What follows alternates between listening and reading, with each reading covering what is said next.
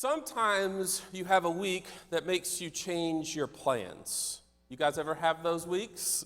And there's a lot of reasons why plans kind of changed for me this week, but it was also just like a trust the gut week. And so about midway through Thursday, I'm like, I'm not ready to go in Ephesians 3 yet. I think there's something different. There's a sister conversation I want to have related to what we've been having. It happened out of a couple things going on, and I'll express that in just a minute. But it's rooted in this text. The same guy that's writing the letter to Ephesus is writing the letter called Romans that we know. And he gets to chapter 5, and he writes these lines right in the middle of a big section. It's pretty profound. And he says this: "Therefore, since we have been justified through faith, we have peace with God through our Lord Jesus Christ." Sounds a lot like Ephesians 2. And then he says, "Through whom we have gained access by faith into this grace in which we now stand. And we boast in the hope," everyone say hope. "And we boast in the hope of the glory of God." Not only that, but we also, and this is crazy, we glory in our sufferings. Why? Because we know that suffering produces perseverance, perseverance character, and character hope. And hope does not put us to shame. It's a way to say hope, the hope of Jesus does not disappoint. Because God's love, how? Why? Because God's love has been poured out into our hearts through the Holy Spirit who has been given to us. So I want to have a conversation around hope today, and particularly around hope and suffering. And it came from a lot of places. And one of the places it came from was based on a conversation I was having with someone after service through the afternoon last weekend. And this is with someone who I asked if I could share their story, and he said I could say the name, but I'm just going to keep it anonymous for today. But this is someone who he and his family, if you look from the outside in at their life, particularly the last 4 or 5 years, there is no reason on the surface for them to have any hope. Like they've been through some stuff. You've been through some stuff. You can put in your own version of stuff there. But in this conversation, in relationship, like there's wisdom coming out of him. There's obvious like fruit of God's Spirit coming through him. There's maturity, there's growth, there's scar tissue, there's still unresolved things, and there's resolved things. And something that the conversation really marked me in a way I couldn't move past it. And his family, I guess they've been through some stuff. They've lost family members in really unexpected and tragic ways. They've had their livelihood and their jobs and their credibility professionally just wrecked and disrupted. They've had their struggles with God and with the church and with one another and with friends. And in short, they've just suffered. They've suffered. And they've hurt, and they've questioned, and they've doubted, and they've wrestled. And so we're texting, and he says something that was just so profound. And it's not profound because it's true. It's profound because it's lived. Does that make sense? This isn't theory to this person. This isn't like let me give you a golden nugget of Jesus to help you get through the hard time based on, I've never had to go through anything. This is like lived, raw, real, scar tissue and open wounds sort of lived an experience. And here's what this person said. He said, "I'm on my 3rd round of deconstruction. And each time I come back, it's better and better." Then he said this. This is what I couldn't move past all week. "People need to learn to embrace the crucible of refinement." The crucible of refinement. And that's a powerful, powerful statement, evoking a powerful image. And it's not just, if I could, at some point we need to just sit down and have an interview on Sunday and let him share their story. Because that's not just like a feel-good, do-good, positive attitude towards bad scenarios. Like, that's raw. People need to learn to embrace the crucible of refinement. How is it possible that this person, in the midst of their suffering, their grief, their angst, their doubt, their wrestling, their unbelievably difficult circumstances is coming out through that journey with more hope and with more gratitude and more compassion and more generosity when that's not often the journey of what suffering produces in our life. Somehow, his life and what he was saying in embracing the crucible of refinement, he's digging out a truth that's just so real in the way of Jesus and through the wisdom of Scripture from cover to cover. And that's this, that the Bible's teachings is that the road to the best things is not often through the good things, but actually through the hard things. The road to the best things is not often through the easy things or through the good things, but actually through the hard things. And not just like a little hard, like the hardest things, the things that push you down and make you want to give up and turn around, the things that make you want to turn that deconstruction journey into an all-out assault on the God who's allowing this to happen in your life, who seems like he's standing by the side and letting you suffer, right? And what is that truth? What is that reality underneath the reality that he's pointing at? He's saying what Paul said, because we know that suffering produces perseverance, and perseverance character, and character hope. In this room right now are some of the most hopeful people I've ever been around, and it's not because someone told you should be hopeful. It's because you've been through some stuff. And on the other side of going through some stuff, you've learned that there's actually only one thing that can stand up to the weight of life and the fiery trials that it can bring. And so let me just assault you with a not so fun truth about the way of Jesus. Say, you and I cannot actually fully understand hope. We cannot fully be hopeful without experiencing suffering. That's part of what Paul is saying. Part of what Paul is saying is the second version of it. Where does that lead? It's that what he's really saying is that you can't even exercise hope unless you are experiencing something that's problematic. What does it mean to be hopeful when there's nothing coming against that idea in your life? Christian hope needs pressure. Good morning. Christian hope, your life needs pressure. For hope to be real, it needs to have some things coming against it. It needs trials. Christian hope needs suffering. Yes, you heard that correctly. And for hope to take root down in your life, to be real, regardless of circumstance, Paul seems to think, life seems to think, Jesus seems to say that suffering is actually required. Aren't you so glad you came on Labor Day Sunday? Let me give you that icon. If you're not in a storm right now, if you just came out of a storm, you better get, there's that pastor line of, life is about to suck if it's not already. For hope to take root in your life, suffering is required. And Paul tells us that different forms of suffering, when gone through correctly, produces in us perseverance. And perseverance produces character, and character will result in hope. And then he says this.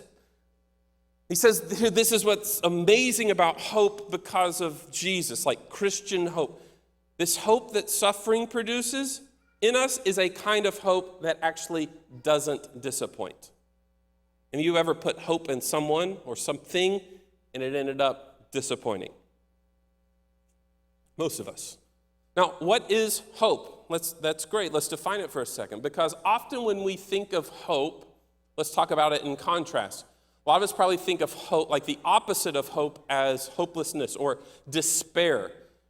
But for most of us, our trials and our sufferings, they don't bring despair. They bring something that lives a little bit less severe, a notch or two down, and they bring what we'll just call a disappointment. When suffering comes, when trial comes, Paul seems to think that is supposed to produce in us hope. But the actual lived experience in that journey feels a whole lot more like disappointment. Paul even goes so far to say in other places, so does Jesus, so does Peter, that somehow suffering is supposed to be or can be walked through with joy. that you take joy in your suffering. These all sound very counterintuitive to our lived daily lives.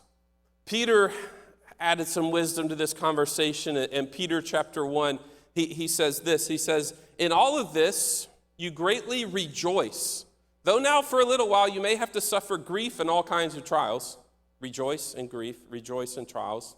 These things don't seem to go together. There's something happening. "These have come so that the proven genuineness of your faith, of greater worth than gold, which perishes even though refined by fire, may result in praise, glory, and honor when Jesus Christ is revealed." Well, what is Peter talking about? What is he adding to this conversation? Peter's basically talking about a crucible of refinement. He's saying when, and not if, but when you suffer, your troubles should be looked at like a fire. Your troubles should be looked at like a fire. Now, think about fire for a second. Any of you had your first fall crisp pumpkin spice latte around the fire yet? Any of you broken out the fire in the yard yet? A few of you, yes, it's the best time of year.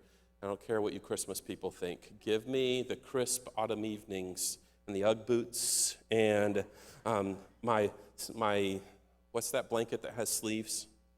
Snuggie. Bring me the Snuggie while I Snuggie with my wife by the fire. Let's enjoy it. Well, what does fire do? What does fire do? For food, fire has the power to enhance, cook, make it amazing, or it has the ability just to burn it up, right? It's either produces something that's like a beautifully seared medium to medium rare steak. If you go beyond that, that's cool, but you have issues. Or it can just char it and burn it up and make it nasty. But Peter isn't talking about fire in the context of food. He's talking about gold and metals. What happens when you put metal in a fire, particularly like gold? It gets purified, it gets refined, or it gets destroyed.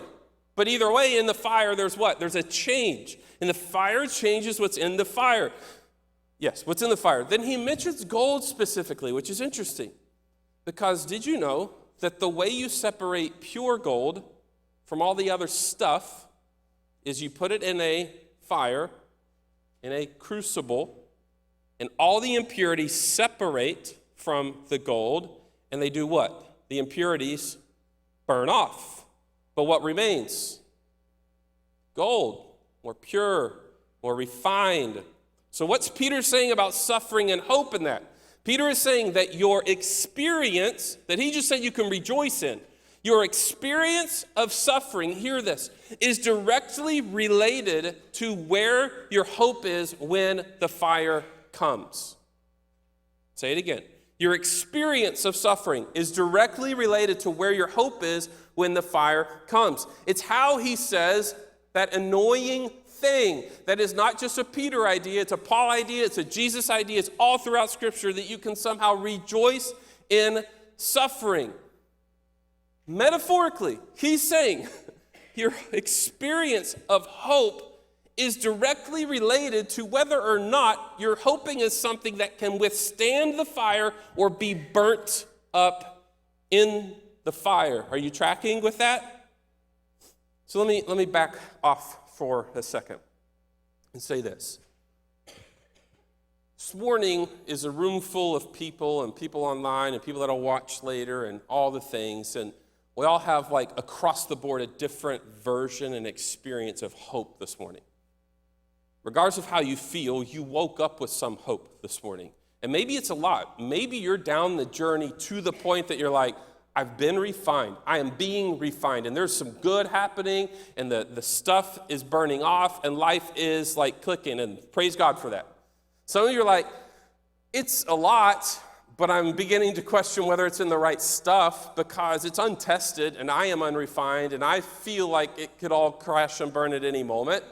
Or maybe you came in on the opposite side, and you're like, I have so little hope, I had to drag myself in here this morning, and all I'm living off of is caffeine and thinking about what lunch I'm going to have after, and I'm just hoping you don't go so long that on the way to the games this afternoon, I can sit down for 10 minutes and eat my food instead of eating it in the car. And truthfully, that's where some of us are at. We all have some hope. And you've exercised hope. If you drove here, you hoped your car would work. If you were running late, you hoped no one would call you out or that there wouldn't be any more interruptions.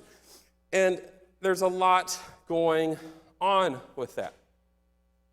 At the end of the day, to be human, follower of Jesus or not today, is to exercise hope. And hope needs an object. It needs a focal point. It needs an anchor. It needs a reality or a story or a person, something, anything. Hope needs something that it can fix itself on. There's a lot of stories, a lot of things, a lot of competing ideas coming at us for what we should put as the object of our hope. And in our culture, but really what I mean by that, let's really zoom the lens in and what every now and then we just name the way of the valley. In our community, one of the most leading stories for where we should put our hope, the object of our hope, is fixated on our own personal happiness. When you really boil it down, we all want to be happy. We hope to be happy. And happiness isn't a bad thing, it's a good thing, but it's not the ultimate thing. And I would use this equation for a second. I think this is kind of a general equation of how a lot of us are motivated, people across cultures are motivated, where it's just, we want to avoid pain, we want to enjoy or find pleasure, and in that we think at least we will be happy. I mean, it's actually a story that we teach our kids from the youngest age, that to be an American or to be part of our Western culture is to not be denied your unalienable right to what? Life, liberty, and the pursuit of all good things, but not ultimate. And let me get ahead of myself for a second. If your hope is in securing happiness for yourself, when the fire comes, what's going to happen? It's going to get burned up. Because happiness is all about getting control of our lives so we can keep our circumstances favorable. It's about making for yourself a good life and doing the things that you have to secure for yourself that good life. Lives that are good and pleasurable and favorable and happy. And this is why in our cultural framework, suffering and hope, this seems like such a weird idea to put together. Any of you feeling that today? You're like, wait a second. Suffering, leading, and being an equal partner in this hope thing, that just seems deeply out of touch. But it's so real. It's so real. The way of the valley is not encouraging that story.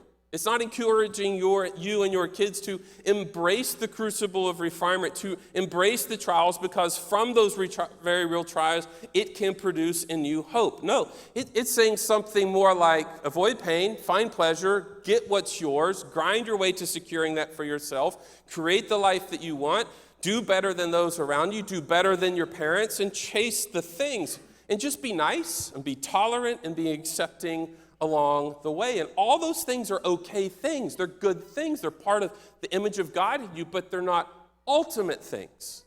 And so what happens is that ends up just not being good for you. And it leads to, when circumstances don't work out in the way, hope is gone. And because that hope wasn't matched to the one person that can carry the weight of your ultimate hope, you start to wrestle with faith questions that may cause you to deconstruct things that are really more a mirror image of misplaced hope than an invalidated person that can carry it. Does that make sense? My brain's, it's at 70% today. Tim Keller has a really, really long quote, and I'm going to read it because it's 100% worth it about how this works. He says this: other cultures have provided its members with various answers to the question, what is the purpose of human life? Some cultures have said it is to live a good life, and so eventually escape the cycle of karma and reincarnation and just be liberated into eternal bliss. Some have said it's enlightenment, the recognition of the oneness of all things and the attainment of tranquility. Others have said it is to live a life of virtue, of nobility, of honor. And there are those who teach that the ultimate purpose in life is to go to heaven, to be with your loved ones and with God forever. And the crucial commonality is this, that in every one of these worldviews, suffering can, despite its painfulness, be an important means of actually achieving your purpose in life. It can play a pivotal role in propelling you toward all the most important goals. One could say that in each of these other cultures' grand narratives, what human life is all about, suffering can be an important chapter or part of that story. But then he says this, but modern Western culture, let me just say, but the way of the valley is different. In the secular view, this material world is all there is. And so the meaning of life is to have the freedom to choose the life that makes you the most happy. However, in that view of things, suffering can have no meaningful part. It is a complete interruption of your life story, and it cannot be a meaningful part of the story. In this approach to life, suffering should be avoided at almost any cost or minimized to the greatest degree possible. It's a profound thought. And what he's pointing out is that for most of us, Jesus followers or not, is suffering seems to be so hard to square with our paradigm of hope because it's not the story that we're told. We're told that the highest purpose in your life is your happiness, that it's comfort, it's personal freedom. And in that view, there's no room for suffering, and certainly not suffering have a direct relationship with hope. But let's make it even trickier. Let's make this a more Christian thing, because that's not just a story out there, that's a story in here. It's not just the way of the valley, it's a Christian idea now. It's all become way too familiar in our Christian stories. In other words, you and I, like we're growing up in an ecosystem of Christianity that has adjusted our view of suffering and hope to fit within that secular story and not within a story, say, where Paul is saying that suffering produces in you something that can only lead to your hope. That's the only genuine hope you can have. And we've elevated that view, their view, that other view of happiness and comfort and personal freedom as the ultimate good life. And then we've wrapped it in spiritual language and say it's the way of Jesus, when in reality, it is not at all core to the story of Jesus.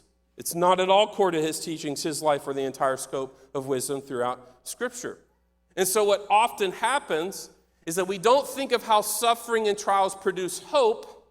Instead, we organize our lives in the same way folks who don't follow Jesus organize their lives. And we put our hopes in all kinds of things. Again, all kinds of good things, but not ultimate things. And when the crucible comes, good things burn up. And we show up at church, and we stamp our tickets to heaven, and we just hold on for the ride, avoiding pain and finding pleasure and singing the songs and listening to the words and just mashing all of this stuff together when really we've just spiritualized a journey of happiness instead of a journey through the cross that will bring ultimate hope along with some suffering. And at the end of the day, our experience of hope that we have lives at the surface. And it's not because we've persevered in suffering. And that has formed in us a particular kind of character, and that character has become hopeful. Instead, we've organized our lives to create our own waves of happiness and to try to ride them without being disrupted. And I just want to lovingly say, there's so much more hope for your grief and for your trials and for your questions that's available to you. But it does come at a cost. And part of that cost is letting good things sift down and get burnt up so that the one person that stood in the fire with Shadrach and Meshach and Abednego, the one person can stand and be with you. Can I love you enough just to say, please don't fall for the idea that you can optimize your life and optimize your way through life as if that is hope. Being really good at life and really successful and achieving a lot and doing all the good stuff that elevates you in certain circles and actually makes your life better, like even very good things. This isn't even just an either or, it's about good and ultimate. You can't optimize your way through life as if that's hope. Because even the best systems break down. You also can't plan and control your way through life as if that's hope. I love planning, but hope isn't planning. You also can't just be indifferent and hard-hearted about everything as if that's hope, where indifference is hope. Where it's like, I just won't let it bother me, just won't let it bother me. Like, that's not love. That's not compassion. That's not empathy. That's not building bridges towards people and towards hopelessness and towards the broken and towards even our own inward journey towards Jesus. That's just flat out indifference. And you can't deny or repress your way through life as if that's hope. I wrote here, can I be really blunt? I guess that's what I was feeling. Can I be really blunt? Some of us in the room right now have settled.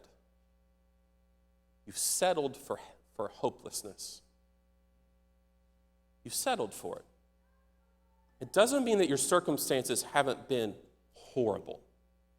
It doesn't mean you haven't been facing challenges. It doesn't mean that you're not in a crucible of refinement and that you haven't been there and it's not invalidating your story, hearing your story, loving you through your story. It's none of that. But I want to love you enough to say some of you have settled for hopelessness. You've quit fighting when God wants you to fight. You've laid down when he wants you to stand up, even if all you can do is stand up. You've let the fires of life make helplessness your identity. You've shut down, and your defense mechanism has become what psychologists call learned helplessness. Listen, there are days, there are weeks, like this week I have felt utterly helpless. I feel helpless at the moment in many ways. Like, helplessness is a normal human emotion. But when helplessness becomes my identity and an excuse to just lay down, that's not apprenticeship with Jesus. That's some other form of something that needs healed. Learned helplessness has like a couple of indicators, they say. One, it looks like this. You always think that your problems are internal. You think what's happened is always your fault. And sometimes, this is really bold. And they're like, I said there's going to be hope. I feel like I'm just beating you up. But it'll get better. Sometimes we spiritualize that. Like, oh, it's just my fault. I'm terrible. I'm no good. I'm whatever. Like, sometimes we spiritualize that as humility and meekness, when really it's just like being obsessively negative and kind of self-centered. And it's based on an identity of helplessness that God wants to like help you with. It has another tell. It's like you always think that your problems are permanent. You believe that things can never change and you have no power over them. And there are some things you don't have power of and no control, but there are things that you do. And sometimes that's just an excuse for apathy and for laziness, for refusing to do the work to grow and to take a step. And I get it. Like, sometimes you got to lay down for a while. And you got to lick your wounds for a minute. But that's not like how God wants you to live your whole life, because that'll get burned up in the crucible at some point. That's not what love is. And there's more for your life than that. There's more for some of you for what you've settled for. And it has another tell. You always think that your problems are pervasive, meaning that like you think that every area of your life will go like the worst part of it. I have this problem at work, therefore everything in my life is terrible. There's no room for growth. It bleeds into areas that it's not supposed to. Hope in the way of Jesus, in the crucible of refinement, as a byproduct of suffering and perseverance and character, that is the antidote to helplessness. Hope is an active process. It's a journey based in the hard stuff. It's not theory. It's not just good planning. It's not just positive thinking and wishing things to be good. It's like an active expectancy because you're expectant in something that's already been settled through the lens of the cross. A few years ago now, but I used to take some of the seniors at TVCS out to Los Angeles to do a week of short-term missions work at the Dream Center. Anybody ever familiar with the Dream Center in Los Angeles? There's some throughout the country.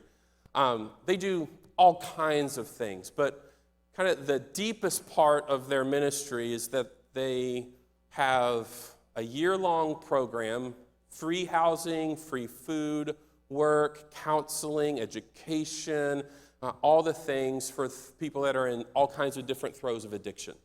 It's not just drugs, it's not just alcohol, all kinds of things. People that are needing like a literal do-over. And what's amazing is that they're not kept separate from the short-term teams. They become, in year 2 or 6 months down the road, they become the leaders of the short-term teams that go out to work. And part of what they do, part of what their recovery and their healing process is that at the end of every little work project that they're leading a team through, they stop and they share their story. They share their story of what got them here. They share their story of even their own questions. They share their story. And they're very raw. They're very unrefined. And I've been there enough to see a lot of different versions of that story, but there's one that stood out to me. We're standing on the side of the road in downtown Los Angeles, near Echo Park, and we're cleaning the streets. And part of their mission is like, Los Angeles has this rap for being just this dirty city and all this stuff. We're like, we can do something about that. We're literally going to walk around and clean the streets, and they do it every day, every day. Neighborhoods, communities change because they walk around picking up trash. They have conversations. So we're at the end, and like, I've got 17 and 18-year-old kids having this wildly unique cultural experience, and they're finished, and they got bags full of stuff, and there's all the things there. And guy stops, and he shares his story, and he gets to the end of the story, and he says something to this effect.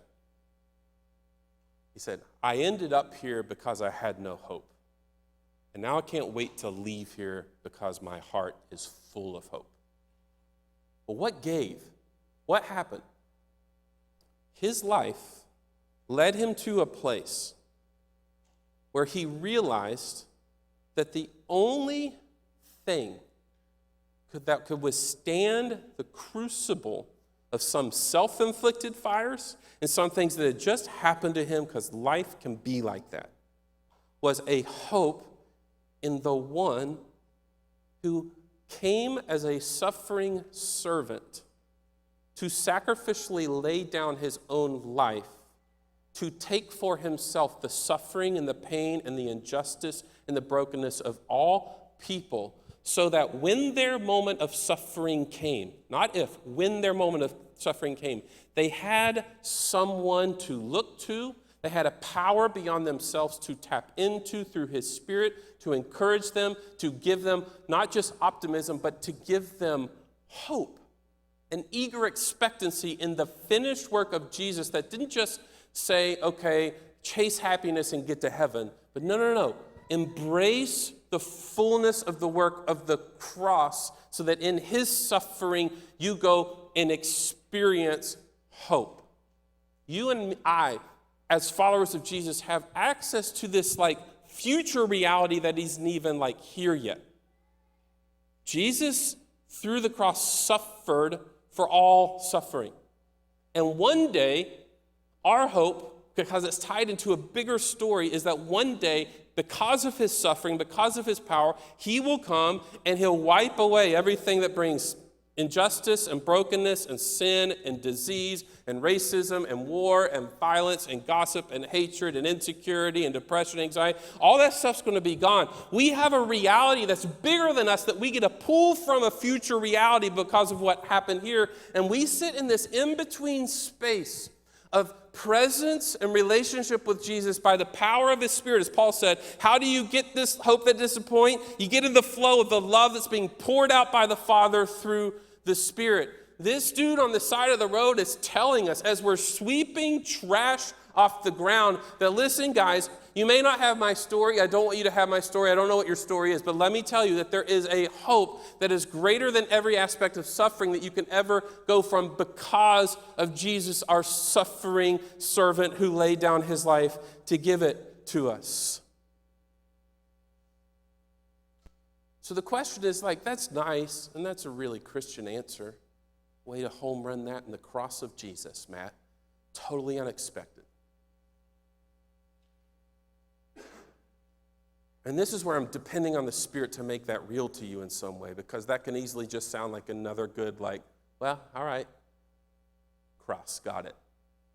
I put my faith in the cross 17 years ago, and so I don't know how to live out in that space now. Can I just tell you that Paul gave you a template? Paul actually gave you some steps right there. Paul gave you some ways in which that you can begin to trust that God is working in all things to bring healing in Jesus. Paul gave us a template for how you can actually somehow boast in the hope of the glory of God, and that you can boast and hope in the glory of your suffering. Well, here's the three things that he said, and I'm going to end it with this. How do you grow through suffering? Number one, you stay patient. Paul said you persevere. You're in the fiery trial right now. You're in the crucible. You're in the furnace. Can I just tell you, keep showing up to it. Don't panic. Don't panic. Don't bow out. Don't give up. Keep showing up to God and to yourself. Show up with your whole self, hiding nothing, embracing every struggle and every mystery and every question it throws at you. Pay attention to the process that unfolds as you stay patient in the waiting. Here's a little nugget on what it means to apprentice with Jesus. Sometimes all you can do is show up. All you can do is show up. Sometimes all you have to bring, let's circle all the way back here, is your helplessness, even if it's your identity at the moment in an unhealthy way. Sometimes that's all you have to give.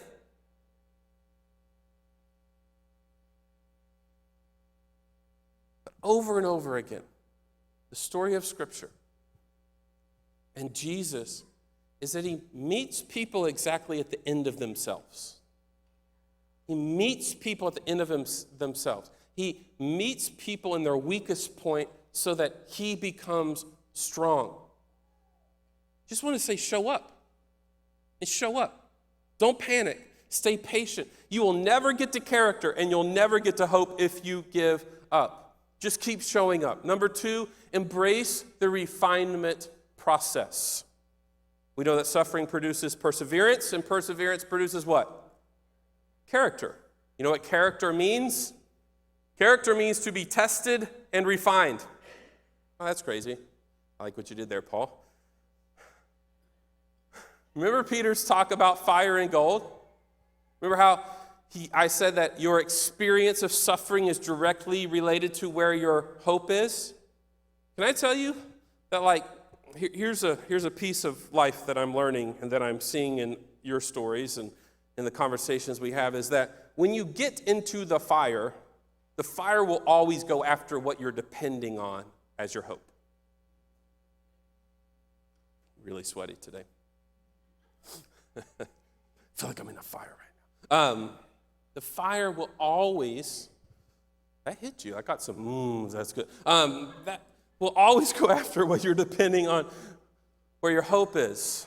I'm glad it lightened up because I'm about to come hard again. If you're in the fire right now, and maybe it's leading you to be super disillusioned about life, about faith, about God, about the journey, and it's it's so nice to say embrace the journey with Jesus, but it sucks right now. I get that. Maybe you feel super, super disillusioned. One, I'm not shaming that, but can I also lovingly tell you that what if an experience of disillusionment is the Spirit's way of guiding you to the illusion that you've created about where your hope actually is? What if disillusionment is the door out of the illusion of hope and into the reality of hope in Jesus? What if your disillusionment is the Spirit's way to say your hope is burning up because it's not on the stuff that can withstand the fire? What if that's actually the Spirit's invitation to you, not a shaming of you? What if that's the Spirit's loving, gentle nudge towards growth in the midst of the furnace, rather than an invitation into a tailspin of despair and disillusionment and deconstruction and deconversion and disappointment and angry and burning the place down on your way out? What if you feel helpless, not because the Spirit wants to oppress you with the feelings of helplessness, to just continue the lie that says, keep laying down, you're not worth it? What if it's the Spirit's way to say, helpless is where I need you to be, to quit helping for yourself, to create hopes in things that can't withstand the fire. I need you to see that the things that you are creating in your life are not patterned after hope in Jesus that will withstand the fire, but it's just the virtue of your own success, striving, way of the valley narrative that is going to burn up, sometimes slowly and sometimes instantly. What if it's the Spirit's invitation to say, take your helplessness and make it a desperate reach for Jesus as your hope? There is only one hope. There's only one thing to build your life on, and that's your love for Jesus and his love for you. Your love for Jesus and his love for you. And that love and that hope, contrary to what we want, what we think we want, and what we're told, that love and that hope needs pressure to get deeper, to mature, and to grow. To go somewhere, it needs pressure, because left to ourselves, we, most of us, do not have the ability to create pressure that leads to growth. We usually create pressure that just oppresses and shames and reduces us.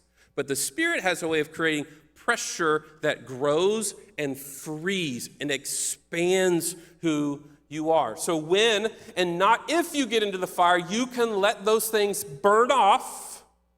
And you can say, this isn't right, and this isn't fair, and this sucks. And those things can all be true. And I don't mean it uncompassionately for the things that you're walking through. But there's a way that helplessness just lives there and stays bitter and angry and outraged and and we get soured and we lose meaning and we lose hope. But there's another way. Like the story of the person I was talking to, that somehow you can come out of suffering with joy. Dare I say happy, more compassionate and generous, more loving, more humble. You can't control the suffering you'll go through, but you can control to some measure the way you walk through your suffering. And you could choose the object of your hope. You could choose your attitude. You can choose your posture, your humility, your vulnerability, your willingness, your gratitude. Hear me, you're not helpless. You are helpless. But you're not helpless as an identity. You're helpless because you're not God. You're helpless because that's an invitation to get to the person that can help you. You're not unloved, and your story is not done being written. Stay patient. Don't panic. Embrace the refinement process. And lastly, super fast, there's something cool here. You can actually expect Jesus' presence and his help to be with you. That's what hope is. You can expect Jesus' presence and his help to be with you. I've kind of said it a couple times, and I just want to close with the story. This has been a helpless week in the Davis household. Went home Sunday feeling fine. Sunday evening started to have a scratchy throat. No big deal. Woke up Monday morning, sitting in the coffee shop. Ended up with COVID. I'm fine. I'm out of quarantine. Did the things. But pretty not feeling good Monday through Wednesday morning. So, we have 3 kids now. We have a newborn. We have Eliza, who's, got to deal with that. Well, I'm like a dude on extreme man cold behavior.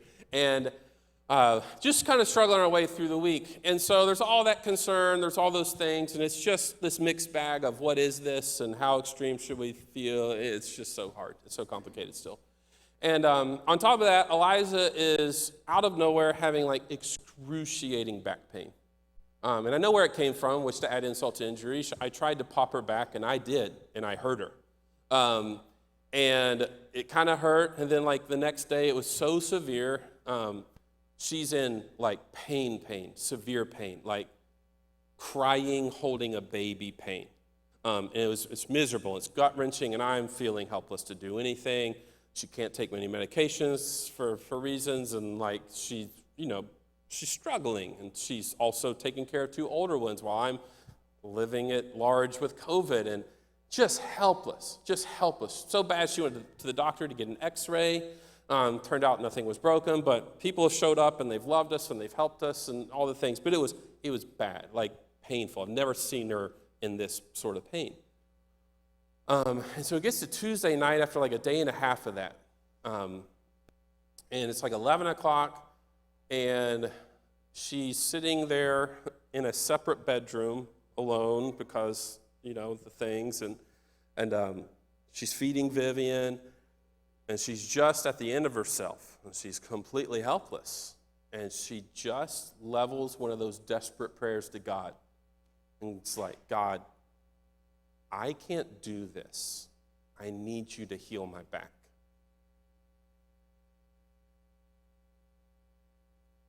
And he did. From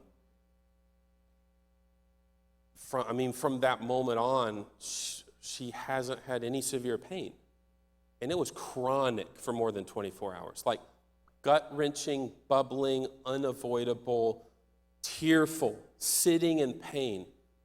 And she brought her helplessness, and she brought her vulnerability, and she exercised her hope in the one person that actually had the power and the presence and the love to give. And,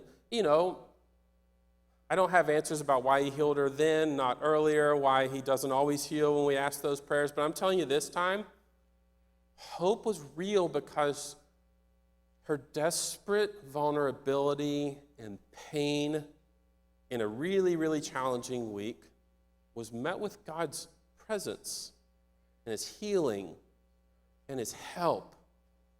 Where does that come from? It comes from a greater reality than you and I can muster for ourselves. That moment in that bedroom is directly mapped through the cross of Jesus, who took our suffering and our pain, and who one day will usher in a new earth and a new way of life where there is no more pain, and there are no more thrown out backs, and there is no more COVID. In that moment, a reality bigger than any of us, rooted in the past finished work of the cross of Jesus and in a future reality of the end of all things, came into my home in my wife's bedroom and healed her back. That's what hope is. That's Christian hope. She took the meds. She had the lidocaine patches. She's doing all the research. She had friends and PAs and everyone in her life helping. And it was beautiful. And it was an expression of God's love and his beauty. And we felt known and seen and loved and all the things. But at the end of the day, those things were still burning up in the crucible of her pain. How do I know that the hope that we have in Jesus is greater than those other things? It's because God reminded me by touching my wife's back in the midst of severe pain when both of us were utterly helpless to do anything to fix it. And here's the deeper thing. What if he wouldn't have? What if she still would be sitting in 7 days of chronic debilitating back pain? What does it mean to be so rooted in hope through suffering that we could still have the assurance of Jesus' presence, his help, his power, his goodness, his righteous anger at those things? What would it mean to somehow still live with joy in the midst of that? That's a big ask. That's a big thing. And I feel like that's where some of you are today. Some have lived off the hope of a previous experience. Would you stand? Just stand.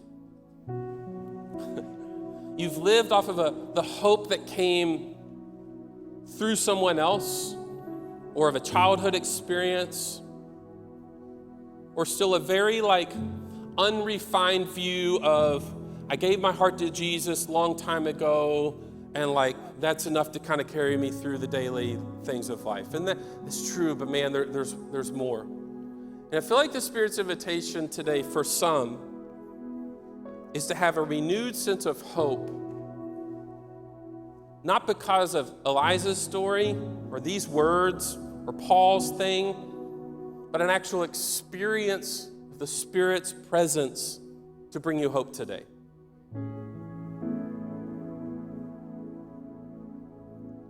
We boast in our suffering because suffering produces perseverance. And perseverance, character. And character, hope. And so before we sing, I want to invite you into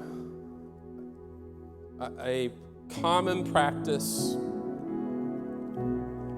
of the church at large called imaginative prayer. We've done it once or twice. And so I'm going to lead you through this. And the heart of this is that God has given you an imagination to think, to feel. And sometimes the Spirit speaks to you in images that come directly through your imagination. And so I want to invite you to take a posture of openness and vulnerability, if you will, with your feet grounded on the floor and your palms open to the Spirit and to heaven. And just saying, come Holy Spirit. Still the voices and the distractions in my heart and my mind to focus only on your presence and your hope, your love. And here's what I want you to imagine. I want you to go to a place in your mind, literally a place that brings you deep contentment or joy. Maybe for you that's sitting by the beach or up on a mountain trail or a rooftop in a busy city, whatever that place is. I want you to imagine Jesus showing up and walking towards you, and you're sitting at a table or on a bench, and he sits down beside you, and he looks at you, and your eyes meet. I want you to consider what's the look on his face. What does that bring in your spirit? What does that bring in your emotion?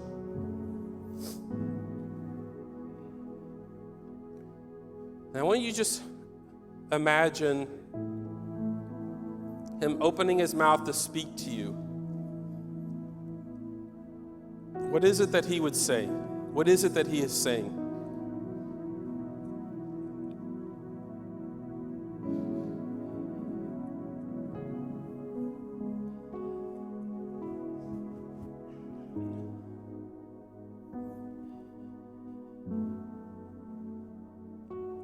I feel like for some, it might simply be to get up. To get up. Maybe he's gently ushering you and inviting you out of this settled, where helplessness has become your identity place, into taking a step towards your healing, taking a step towards Jesus, taking a step towards reconciling that thing, taking a step, whatever that step might be, but knowing that he's with you in that, because that's hope. I'm going to name one other thing. I feel like some of you may be getting an invitation to see your past through newly refined eyes. And the things that have been deeply painful and deeply hurtful, you begin to reimagine as some sort of grace in your life. Because those things were the crucible by which a hope in Jesus was realized in your heart. And the things that seemed like they've been a setback, and they are in many ways, and they're deeply painful, and they're deeply hurting, and you're still grieving, maybe the Spirit is beginning to reframe your posture towards them, even to the place, and I take this for what, even to the place of some degree of gratitude. Because without those experiences, without that pressure, without that crucible, a hope in Jesus as you now have it wouldn't have been realized. And so Jesus, in all of our stories, in all of our situations this morning, we just simply bring our helplessness, our desperation to you, knowing that in the past, through the lens of the cross and your power, and through the future of what you will one day rid the world of, rid our heart of brokenness, of injustice, of pain and suffering, somehow your presence is with us in the middle space right now, and that's where hope is to be found. So for those of us that are obsessed with changing our circumstances, help us just to get connected to you in the midst of our circumstances. For those of us that are so plagued by our own sense of guilt and shame of the things we've done, the addictions, the struggles, the hurts, the lies, the things that have hurt other people because of our stuff, God, would you renew a sense of being loved and accepted, because hope only is experienced in the space of being loved and accepted by you as well. So Jesus, there's nothing you've done, we've done, that could take us out of that space. So Jesus, for every person, for everyone, God, would you bring this power of your Spirit into their lives in a way that is experiential and full of hope. Give them a new lens on the crucible of refinement, and help them to fight, to embrace apprenticeship with Jesus, despite the narratives that say, just chase happiness, get in control of your life, plan, optimize, succeed, perform, and you'll be fine. When the reality is those things are targets. Rid our hearts of the targets, of the idols, of the false things that are being burnt up, and help us not to just live it for ourselves, but help us to be people with stories of hope that are on offer to people, to broken, hurting, marginalized, distant, hurting people, Jesus. May Bridge Church truly be a church that lives from a space of connection to you and being connected to people in the darkness, bringing light. So Jesus, be with us. Seal the deal for a moment as people bring their vulnerability to you as we sing.